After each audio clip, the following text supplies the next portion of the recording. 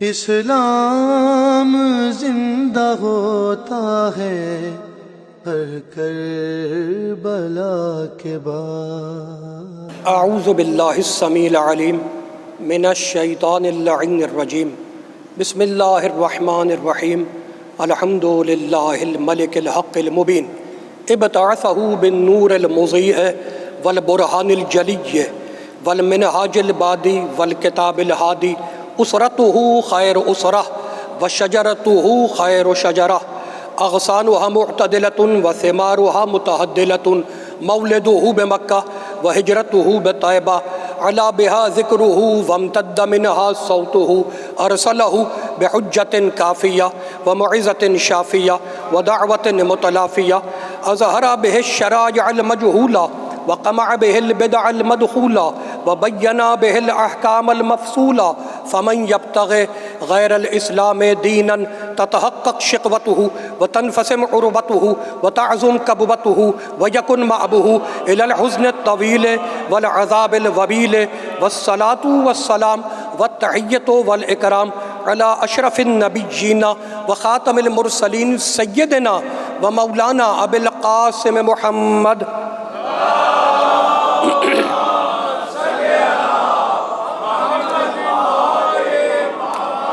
وأہل بیتہ الطیبین الطاہرین المعصومین المظلومین، اما بعد فقد قال اللہ سبحانہ وتعالی فی محکم کتابہ المبین، بسم اللہ الرحمن الرحیم، یا ایہا الناس اعبدوا ربکم الذی خلقکم والذین من قبلکم لعلکم تتقون، الذی جعل لکم الارض فراشا والسماء بناء وانزل من السماء ماء فأخرج به من الثمرات رزقا لكم فلا تجعلوا لله اندادا وانتم تعلمون، صلوات۔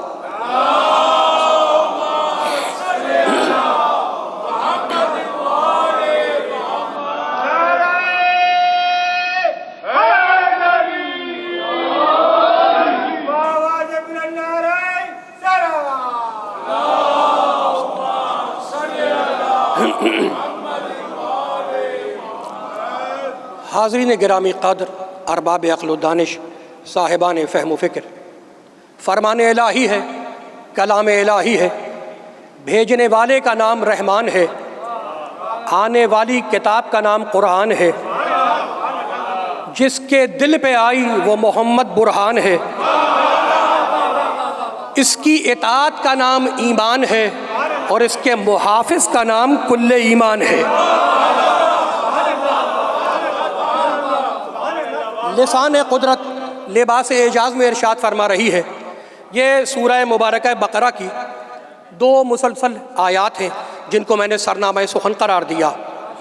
ارشاد ہوا، یا ایہا الناس اعبدوا ربکم، اے انسانوں اعبدوا ربکم، اپنے رب کی عبادت کرو، الذی خلقکم، تمہارا رب وہ ہے جس نے تمہیں پیدا کیا، بنایا، کریٹ کیا، والذین من قبلکم، اور تم سے پہلے جو گزر گئے تمہارے باپ دادا، ان کو بھی اسی رب نے بنایا ہے۔ عبادت کیوں کرے؟ لعلکم تتقون، تاکہ تم متقی بن جاؤ۔ عبادت کرو رب کی جس نے تمہیں پیدا کیا، تمہارے باپ داداؤں کو پیدا کیا۔ کیوں عبادت کرے؟ تاکہ تم متقی بن جاؤ۔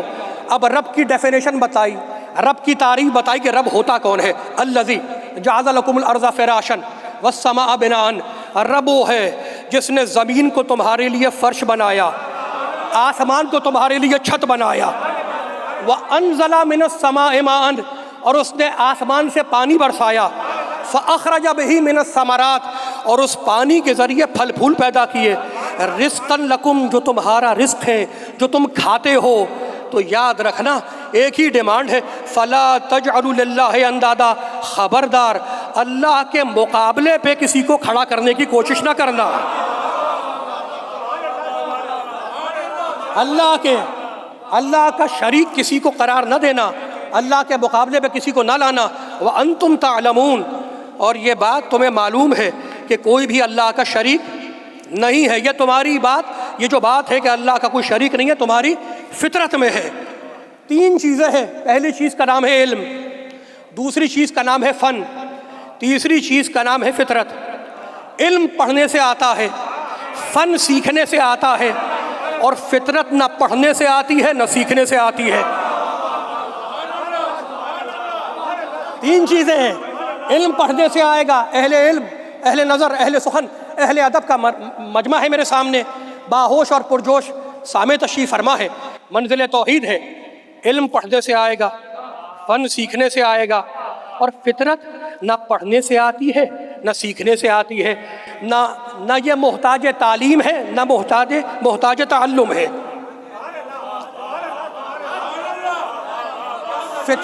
فطرت سکھائی نہیں جاتی، نہ سیکھی جاتی ہے نہ سکھائی جاتی ہے. سورہ روم میں اللہ کہتا ہے فَأَقِمْ وَجْهَكَ لِلدِّينِ حَنِيفًا فِطْرَتَ اللَّهِ الَّتِي فَطَرَ النَّاسَ عَلَيْهَا لَا تَبْدِيلَ لِخَلْقِ اللَّهِ. ہم نے تمہیں دین فطرت پہ پیدا کیا ہے. کس پہ پیدا کیا ہے؟ دین فطرت پہ پیدا کیا ہے. بھائی کمال ہو گیا. ایک ہے فطرت اور ایک ہے عادت. عادت بدل جاتی ہے، فطرت نہیں بدلتی. ایک ہے ہیبٹ اور ایک ہے نیچر. فطرت نہیں بدلتی، عادت بدل جاتی ہے. 100 میل پہ جائیں آپ تو زبان بدل جائے گی، روزمرہ کے محاورے الگ ہوں گے، مثالیں الگ ہوں گی، تو زبان بدلتی ہے. لباس بدلتے ہیں، کھانے کے طریقے بدلتے ہیں، طرز تعمیر بدلتا ہے. لباس آج فیشن کے مطابق پہنا، کل وہی لباس آؤٹ آف ڈیٹ ہو گیا. مکان کا طرز تعمیر ہر زمانے میں بدلتا رہا، زبانیں بدلتی رہیں. تو جو بدل جائے اس کا نام ہے عادت، جو نہ بدلے اس کا نام ہے فطرت. بچہ کل بھی روتا ہوا آتا تھا، آج بھی روتا ہوا آتا ہے.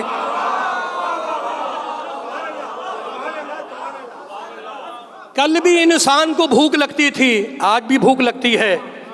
لیکن کل کچا گوشت کھاتا تھا، آج مختلف قسم کی غذائیں استعمال کرتا ہے. تو لذت کام و دہن کے سلیقے بدلے ہیں، بھوک نہیں بدلی. مشروب بدلے ہیں، پیاس نہیں بدلی. لباس بدلے ہیں، تن ڈھانکنے کا انداز نہیں بدلا. تو جو بدل جائے اس کا نام ہے عادت، اور جو نہ بدلے اس کا نام ہے فطرت. اب یہ جو اللہ ہے، یہ جو خدا شناسی ہے، یہ جو وجود خدا ہے، یہ انسان کی عادت میں ہے یا فطرت میں ہے؟ تو بڑی سامنے کی بات ہے، مشاہدے کی بات ہے. جتنے بھی آثار قدیمہ پائے جاتے ہیں، بابل کے آثار قدیمہ، ہڑپا کے آثار قدیمہ، جتنے بھی آثار قدیمہ ہیں دنیا میں، اور جتنی بھی بستیوں کے آثار ہیں، آپ کو ہر بستی میں ایک عبادت گاہ ضرور ملے گی. عبادت گاہوں کی شکلیں تو بدلی ہیں، عبادت کی فطرت نہیں بدلی. عبادت گاہوں کی شکلیں بدلی ہیں، عبادت کا مزاج نہیں بدلا، فطرت نہیں بدلی. تو یہ اللہ، یہ وجود خدا، یہ خدا شناسی انسان کی فطرت میں ہے، عادت میں نہیں ہے. لیکن فطرت یہ تو بتلا رہی ہے کہ کسی کی پرستش کرو، کسی کی عبادت کرو، مگر فطرت یہ نہیں بتلاتی کہ کس کی عبادت کرو. بھائی فطرت میں بھوک ہے، لیکن نہ روٹی کی بھوک ہے نہ چاول کی بھوک ہے. فطرت میں صرف بھوک ہے، اور روٹی کی بھوک اور چاول کی بھوک یہ انسان کی عادت ہے. تو فطرت بتلاتی ہے کہ کسی کی پرستش کرو، مگر یہ نہیں بتلاتی کہ کس کی پرستش کرو. بات یہ ہے کہ آدھا علم فطرت میں ہے اور آدھا علم بتلانے سے آتا ہے. آپ تمام مومنین کی صورتیں ہیں میری طرف، آپ اپنے پیچھے تو نہیں دیکھ رہے ہیں، آپ تو مجھے دیکھ رہے ہیں. اگر پیچھے سے کوئی آپ کا دامن کھینچے تو آپ مڑ کے دیکھیں گے یا نہیں؟ آپ مڑ کے دیکھیں گے. اور جب آپ مڑے دیکھنے کے لیے کس نے میرا دامن کھینچا، تو وہ دامن کھینچنے والا دامن کھینچ کے بیٹھ چکا تھا. آپ مڑے میری طرف اور آپ نے کہا جناب یہ تو بتلائیں کہ میرا دامن کس نے کھینچا ہے. میں اپنے سر پہ 100 قرآن رکھ کے بھی کہوں کہ آپ کا دامن کسی نے نہیں کھینچا، تو آپ کہیں گے نہیں یہ ہو نہیں سکتا، میری فطرت بتلا رہی ہے دامن کھینچا ہے. تو میں نے پلٹ کے کہا کہ جس فطرت سے یہ معلوم کیا ہے کہ دامن کھینچا ہے، اسی فطرت سے یہ بھی معلوم کر لو کہ کس نے کھینچا ہے. جس فطرت سے آپ نے یہ معلوم کیا اللہ ہے اللہ، بھائی کمال ہو گیا. جس فطرت سے یہ معلوم کیا کہ دامن کھینچا ہے، اسی فطرت سے یہ بھی معلوم کریں کہ کس نے کھینچا ہے؟ کہا نہیں بھائی نہیں، آدھا علم ذات میں ہوتا ہے اور آدھا بتلانے سے آتا ہے، یعنی کمال ہو گیا۔ سورج نکل کے بتلا رہا ہے، کوئی بنانے والا ہے، چاند بتلا رہا ہے، کوئی بنانے والا ہے، ٹمٹماتے ہوئے ستارے بتا رہے ہیں، کوئی بنانے والا ہے، چلتی ہوئی ہوا بتا رہی ہے، کوئی بنانے والا ہے، اور لہلہاتے ہوئے باغات بتا رہے ہیں، کوئی بنانے والا ہے۔ کائنات بتلائے گی کہ کوئی بنانے والا ہے، مصطفیٰ بتلائے گا کہ ایک بنانے والا ہے۔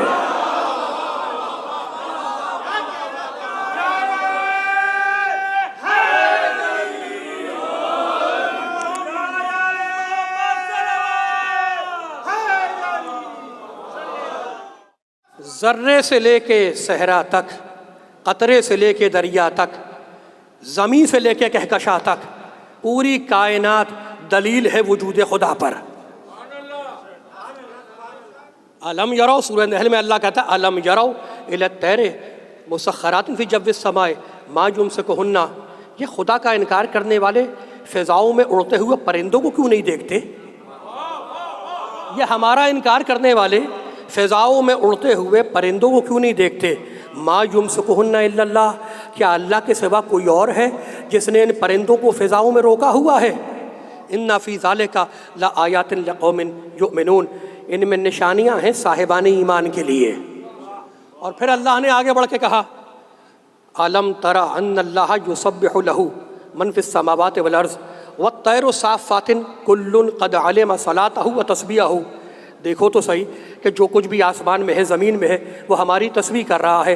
والطیر صافات، ان پرندوں کو تو دیکھو کیسے اپنے بازو کھول کر ہماری تسبیح کر رہے ہیں۔ کل قد علم صلاتہ وتسبیحہ، یہ پرندے یہ سب کے سب اپنی نماز کا طریقہ بھی جانتے ہیں، اپنی تسبیح کا طریقہ بھی جانتے ہیں۔ یہ تسبیح کرتے ہیں پر کھول کے، بازو کھول کے۔ تو یہ ان پرندوں کو، اڑتے ہوئے پرندوں کو دیکھو، اللہ کو پہچانو۔ کوئی کائنات میں ایسی شے نہیں ہے جو اللہ کے وجود پر دلیل نہ ہو، چھوٹی ہو یا بڑی۔ زمین پر رینگتی ہوئی چوٹی کتنی حقیر ہے، خطیب منبر سلونی نے اپنے اللہ کو پہچانواتے ہوئے منبر کوفہ سے کہا کہ چوٹی کو دیکھ کے اللہ کو پہچانو۔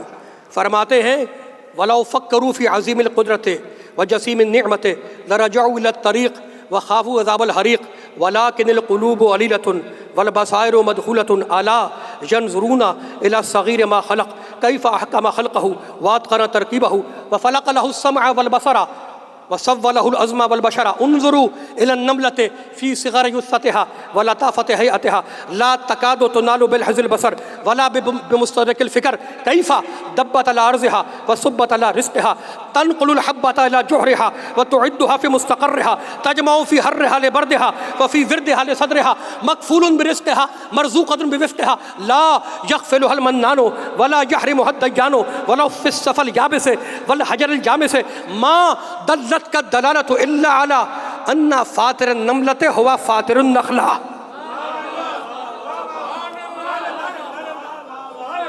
خطیب منبر سلونی کوفے کے منبر سے آواز دے رہا ہے کہ اللہ کو پہچانو۔ یہ جو تمہاری زمین پہ رینگتی ہوئی حقیر سی چوٹی ہے نا، وَفَلَقَ لَهُ، ذرا دیکھو تو صحیح، انظروا إِلَى النَّمْلَةِ فِي صِغَرِ جُثَّتِهَا وَلَطَافَةِ هَيْئَتِهَا، اس کے چھوٹے سے جثے کو دیکھو، اس کی لطیف حیت کو دیکھو۔ وَفَلَقَ لَهُ السَّمْعَ وَالْبَصَرَ، اللہ نے اسے کان بھی دیے، اللہ نے اس چوٹی کو آنکھیں بھی دی ہیں۔ وَسَوَّلَهُ الْعَظْمَ وَالْبَشَرَ، اللہ نے اس چوٹی کو کھال بھی دی ہے، اللہ نے اس چوٹی کو ہڈیاں بھی دی ہیں۔ کیف دبت علی ارضها وصبت علی رزقها، دیکھو تو صحیح کیسے زمین پر رینگتی ہے اور کیسے اپنے رزق پر لپکتی ہے۔ تنقل الحبۃ الی جوہرها، علی بول رہے ہیں تنقل الحبۃ الی جوہرها، اپنے دانے کو اپنے سوراخ میں لے کے جاتی ہے، گرمی میں سردی کے زمانے کا انتظام کرتی ہے، توانائی میں ناتوانی کے زمانے کا انتظام کرتی ہے۔ مکفول برزقها مرزوقۃ بوفقها، اس کے رزق کی کفالت ہو چکی ہے، اس کو اس کے برابر رزق مل رہا ہے۔ احسان کرنے والا اللہ اس چوٹی سے غافل نہیں ہے چاہے یہ خشک چٹانوں میں ہو یا نوکیلے خاردار پتھروں میں ہو۔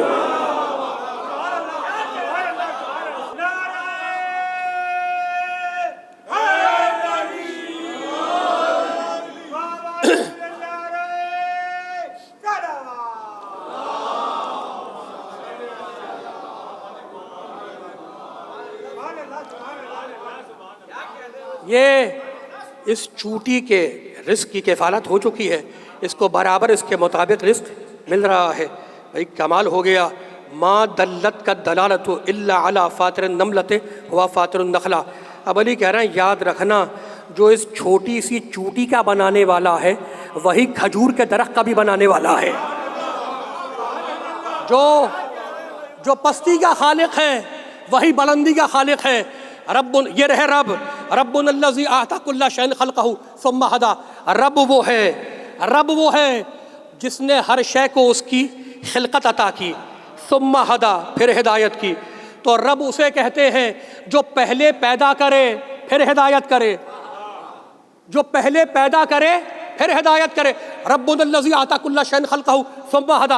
بھائی اللہ ہے، اللہ کہتا ہے میں ہر شے کو اس کی خلقت عطا کرتا ہوں، بناتا پہلے ہوں، ہدایت بعد میں کرتا ہوں۔ تو یہ ہم اور آپ ہیں کہ جو بنے پہلے ہیں، ہدایت بعد میں ہوئی۔ یہ ہم اور آپ کہ بنے پہلے ہیں، ہدایت بعد میں ہوئی، اور وہ اس کا بنایا ہوا محمد الرحمن علم القرآن خلق الانسان بنایا بعد میں ہے، قرآن پہلے پڑھایا۔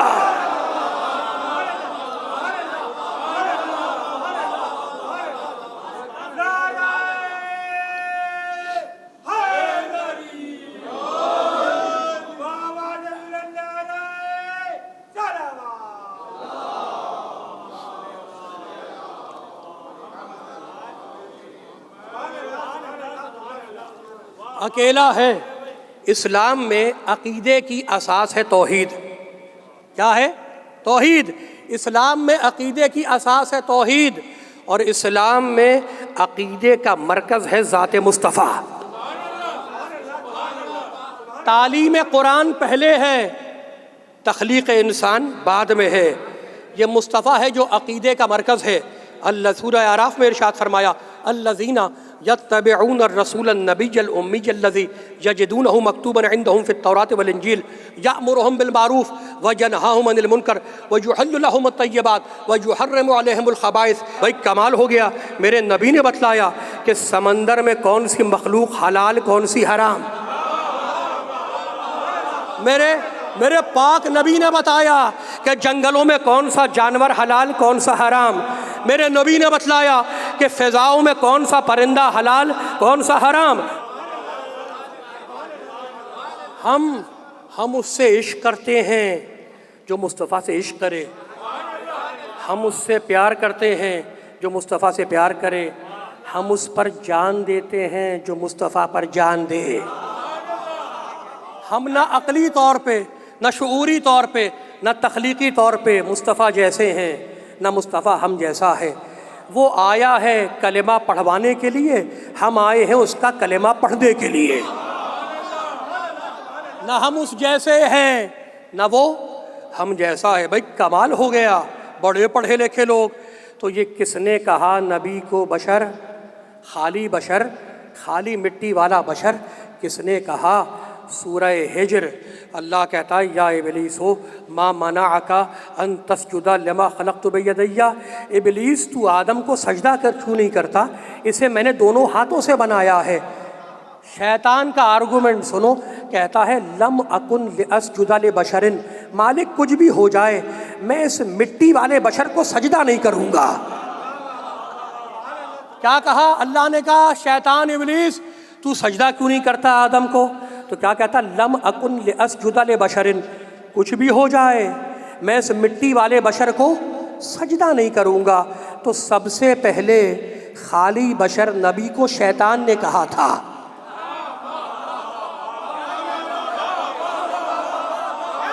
اہل علم، اہل نظر، اہل سخن کا مجمع ہے میرے سامنے۔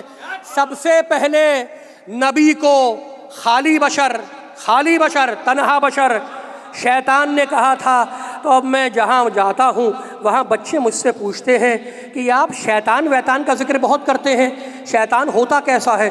تو میں اپنے بچوں سے کہتا ہوں کہ بھائی میں اس وقت موجود نہیں تھا، ورنہ تمہیں شیطان کی فوٹو کھینچ کے دکھا دیتا۔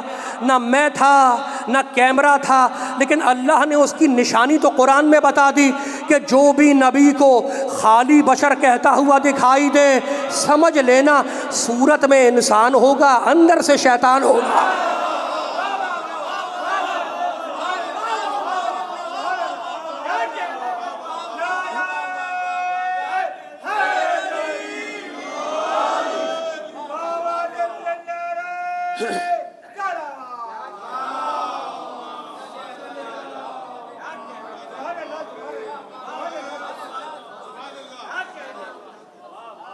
اللہ نے کتابیں بھیجی ہیں، انبیاء بھیجے ہیں تاکہ امت راہ راست پر آ جائے۔ موسیٰ علیہ السلام توریت لے کر آئے، عیسیٰ علیہ السلام انجیل لے کر آئے، داؤد علیہ السلام زبور لے کے آئے، لیکن اس مجلس کی قسم موسیٰ اور ہے، توریت اور ہے، انجیل اور ہے، عیسیٰ اور ہے، داؤد اور ہے، زبور اور ہے، کائنات میں بس اکیلا ہے۔ جیسا محمد ویسا قرآن، جیسا محمد ویسا قرآن، جیسا قرآن ویسا محمد۔ بھائی ہم پارٹ ٹائم اللہ کے لیے ہے، ہم تھوڑا تھوڑا اللہ کے لیے ہے۔ 10 روپے فقیر کے ہاتھ پہ رکھے، کس کے لیے؟ اللہ کے لیے۔ 12 مہینے میں 1 مہینہ روزہ رکھا، کس کے لیے؟ اللہ کے لیے۔ ساری زندگی میں 1 بار حج کیا، کس کے لیے؟ اللہ کے لیے۔ تو ہم تھوڑا تھوڑا اللہ کے لیے ہیں، فل ٹائم اللہ کے لیے نہیں ہیں، پارٹ ٹائم اللہ کے لیے ہیں۔ تو یہ ہم اور آپ کہ جو تھوڑا تھوڑا اللہ کے لیے، اور وہ اس کا بنایا ہوا مصطفیٰ ہے۔ قل ان صلاتی و نسکی و محیایا و مماتی للہ رب العالمین۔ میرے محمد، میرے طٰہٰ، میرے یاسین، میرے مدثر کہہ دے کہ میرا جینا اللہ کے لیے، میرا مرنا اللہ کے لیے، میرا اٹھنا اللہ کے لیے، میرا بیٹھنا اللہ کے لیے۔ تو اکیلا محمد ہے جو پورا اللہ کے لیے ہے۔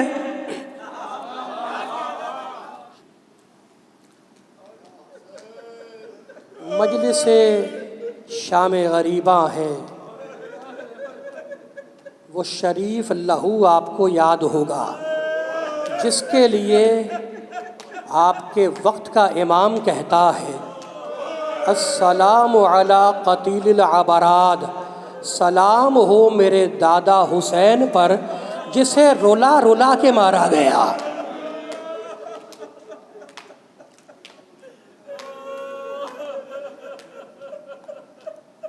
میرا مولا کہتا ہے، زیارت ناہیہ میں امام زمانہ فرماتے ہیں، جملہ سنو، اپنے جد کو قرصہ دیتے ہوئے کہتا ہے السلام علی جدی الغریب، سلام ہو میرے پیاسے غریب دادا پر، سلام ہو میرے بھوکے جد پر۔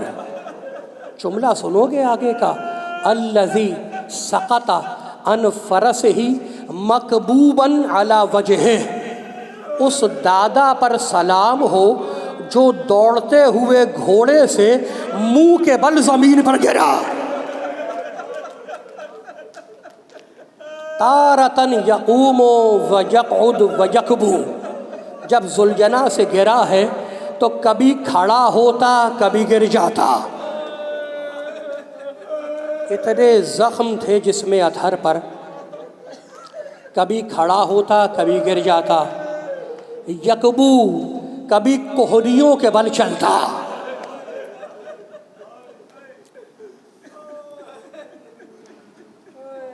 السلام علی الخد الطریب، سلام ہو اس رخسارے پر جو ہمیشہ مٹی پہ رکھا گیا۔ 3 کام، راوی کہتا ہے کہ عاشور کے دن 3 کام ایک ساتھ ہوئے۔ کوئی چیز بہت تیزی سے آسمان سے زمین کی طرف آئی، کوئی چیز بہت تیزی سے زمین سے اوپر گئی، اور کوئی چیز بہت تیزی سے چاروں طرف گھومی۔ جو تیزی سے آسمان سے زمین پہ آیا وہ جبریل تھا، اور جو تیزی سے زمین سے اوپر گیا وہ حسین کا کٹا ہوا سر تھا۔ اور اب آپ کو تو یاد ہوگا نا کہ بہت تیزی سے کوئی چیز چاروں طرف گھومی، وہ حسین کی دکھیاری بہن زینب تھی جو نیزے کے چاروں طرف گھوم رہی تھی۔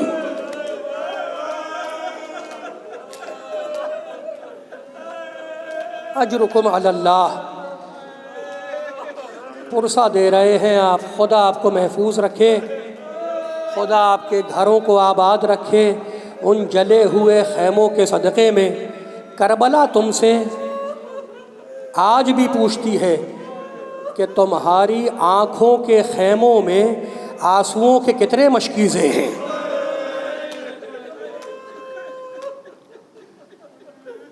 میرا مولا تمہارے وقت کا امام کہتا ہے السلام علی الدماء السائلات، سلام ہو کربلا کے بعد بہتے ہوئے خون پر۔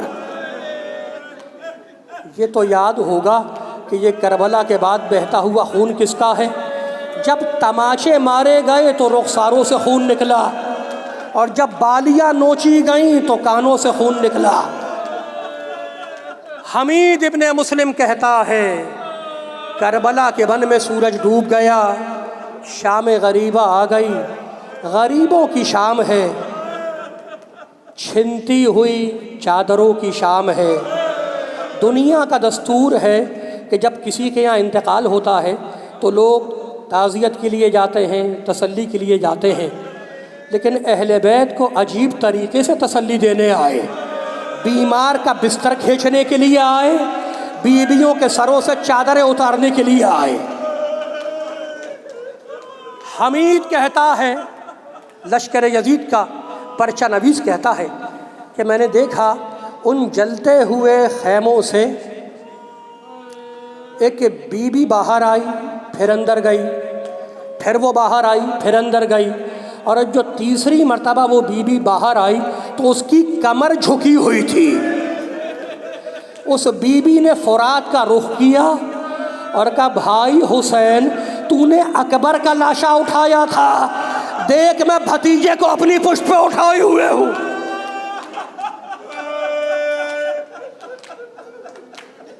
حمید کہتا ہے میں نے دیکھا کہ اس بی بی کے جسم کی چادر سرخ رنگ کی تھی۔ میں سوچنے لگا کہ بنی ہاشم کی عورتیں بیویاں سرخ چادر استعمال نہیں کرتی، سرخ چادر نہیں پہنتی، یہ کون بی بی ہے کہ جس کے جسم کی چادر سرخ رنگ کی ہے؟ کسی نے میرے بیمار امام سے پوچھا فرزند رسول شام غریبہ میں وہ بی بی کون تھی جس نے سرخ چادر اوڑھی ہوئی تھی؟ سجاد نے چیخ ماری، کہا پوچھنے والے تو نے میرا کلیجہ کاٹ دیا، ارے وہ میری پھوپھی زینب تھی۔ کہا مولا مجھے معاف کر دیں، گستاخی ہو گئی، مجھے معاف کر دیں، بس اتنا اور بتلا دیں کہ آپ کی پھوپھی کی چادر سرخ رنگ کی کیوں تھی؟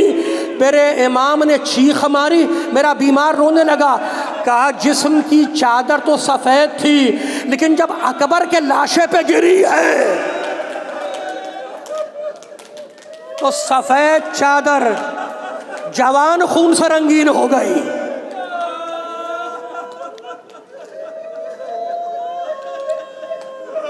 صاحبان اولاد کا مجمع ہے،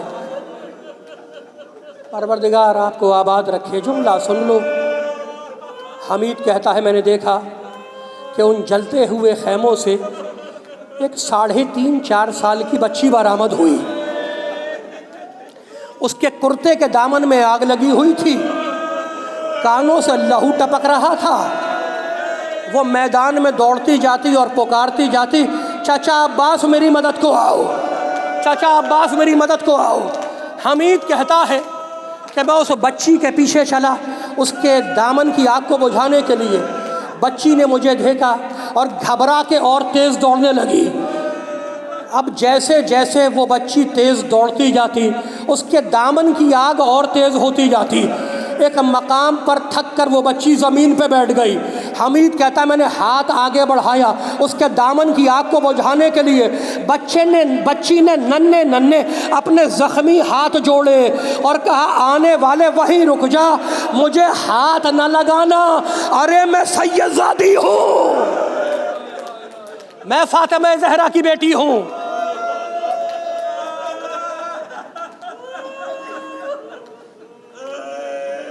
تماچے کھائی ہوئی بچی، ستائی ہوئی بچی، کانوں سے خون بہہ رہا ہے، پکارتی جا رہی ہے، بابا بابا مجھے نیند آ رہی ہے، بابا مجھے اپنے سینے پہ سلا لو بابا. آپ جانتے ہیں کہ ایک کٹے ہوئے سر کے لاشے سے آواز آئی، میری بچی میرے پاس آ جا.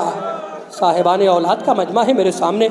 بچی باپ کے لاشے پہ آئی اور آنے کے بعد ایک جملہ کہا بابا انظر الی رؤوسنا المکشوفہ وعمتی المضروبہ. بابا ذرا ہمارے کھلے ہوئے سروں کو تو دیکھو اور ہماری زخمی پھوپھی کو تو دیکھو. یہ کہہ کے بچی باپ کے قدموں پہ سر رکھ کے سو گئی. آدھی رات کا سناٹا ہے، شمر آیا، اس نے تازیانے سے گستاخی کی. بچی روتی ہوئی اٹھی اور کہنے لگی شمر مجھے تازیانے نہ مار، مجھے اپنے بابا کے پاس سونے دے. ڈانٹ کے کہا سکینہ جو رات میں اکیلے جنگلوں میں لاشوں کے ساتھ نہیں سوتے. کہا شمر میرا بابا بھی تو اکیلا سو رہا ہے. اس نے پھر ڈانٹ کے کہا جاؤ سکینہ اپنے بزرگوں کے پاس جاؤ. بچی گھبرا گئی.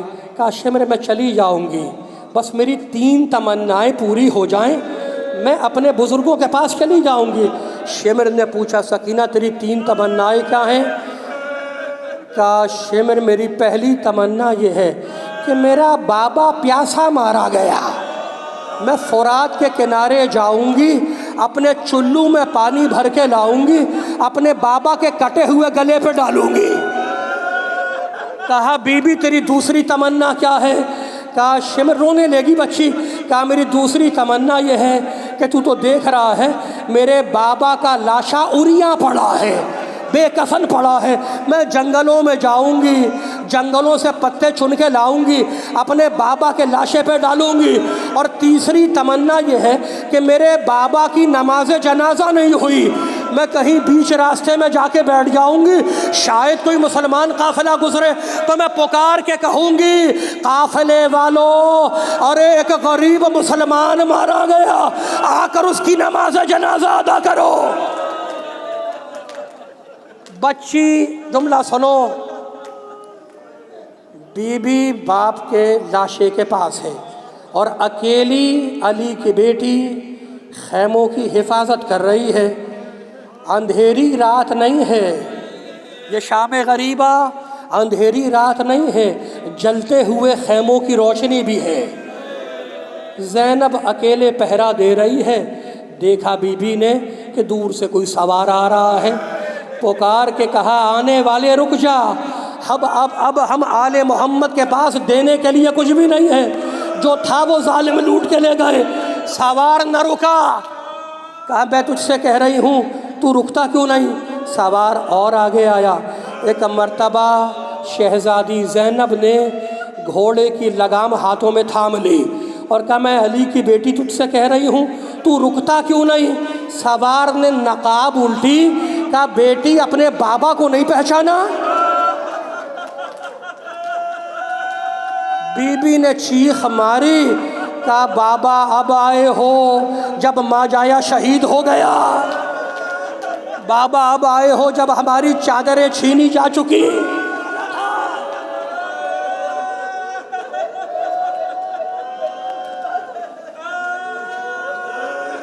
شام غریبہ کی مجلس کا اختتامی جملہ. بی بی نے بچے گننا شروع کیے، سب ہیں بس وہ نہیں ہے جو باپ کے سینے پر سونے کی عادی تھی.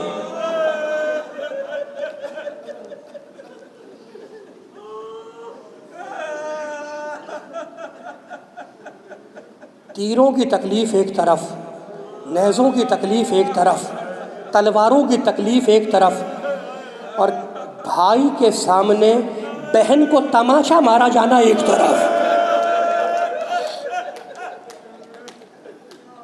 بچی کو اٹھا کے لائیں، لا کے جلتے ہوئے خیموں کے درمیان لٹا دیا. کہیں سے پانی آیا، بچی کو اٹھایا، بیٹی اٹھو پانی آ گیا. رو کر کہنے لگی پھوپھی اماں کیا چچا عباس واپس آ گیا؟ کہا نہیں بیٹی تیرا چچا تو مارا گیا۔ کہا پھوپھی اماں آپ پی لیں؟ کہا نہیں بیٹی دستور یہ ہے زمانے کا کہ جو چھوٹا ہو وہ پہلے پیے، جو بڑا ہو وہ بعد میں پیے۔ سکینہ نے کوزہ اپنے ہاتھوں میں لیا اور چلی قتل گاہ کی طرف۔ پکار کے کہا بیٹی کہاں جا رہی ہے؟ کہا پھوپھی اماں میرا بھائی اصغر مجھ سے بھی چھوٹا ہے۔ صلی اللہ علیہ یا ابا عبداللہ الحسین، صلی اللہ علیہ یا ابن رسول اللہ، صلی اللہ علیہ ایتھا الصدیقۃ الشہیدہ، انت الہی و سیدی و مولایا، اغفر لاولیائنا وکف عنا اعداءنا واجعلهم منازانا واظہر کلمۃ الحق واجعلہ العلیٰ وادحض کلمۃ الباطل واجعلہ السفلی انک علی کل شیء قدیر۔ ربنا تقبل منا انک انت السمیع العلیم۔ اسلام زندہ ہوتا ہے ہر کربلا کے بعد۔